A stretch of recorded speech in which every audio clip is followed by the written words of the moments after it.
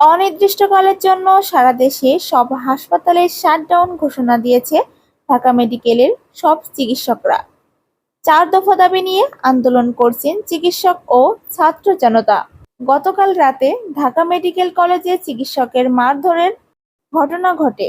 পরপরই চিকিৎসক এবং হাসপাতালে থাকা রোগীদের এবং রোগীর স্বজনদের নিরাপত্তার জন্য সেনাবাহিনীর কাছে ফোন করে। সেনাবাহিনী জানিয়ে দেয়, উপদেষ্টাদের নির্দেশ ছাড়া তারা হস্তক্ষেপ করতে পারবে না। এমনকি উপদেষ্টাদের কাছে সাহায্য চাওয়া হলেও এগিয়ে আসেনি তারা। এরপর ৩ দফা হামলা করা হয় হাসপাতালে থাকা রোগী এবং চিকিৎসকদের ওপর। এতে এক রোগীর প্রাণহানিও ঘটেছে। ইনজুরিতে আছেন বহু চিকিৎসক। এছাড়া আশঙ্কাজনক অবস্থা এক চিকিৎসকের। এক পর্যায়ে মারামারি শেষের দিকে ফিল্মের স্টাইলে সেনাবাহিনী হাসপাতালে অবস্থান নেয়।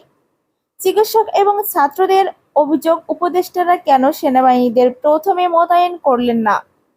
আমরা বারবার সাহায্য চাওয়ার সত্ত্বেও কেন সমন্বয়করা এগিয়ে আসলো না? সেই দিন সচিবালয়ে তো সমন্বয়কদের হিরোগিরি করেছিল।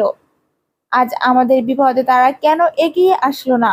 এরপর রোববার সমন্বয়ক সার্জিস আলম লাইভে এসে চিকিৎসকদের ওপর হামলার বিচার দাবি করেন। সমন্বয়ক সার্জিস আলম সহ উপদেষ্টাদের ওপর খেপেছে ছাত্র জনতা।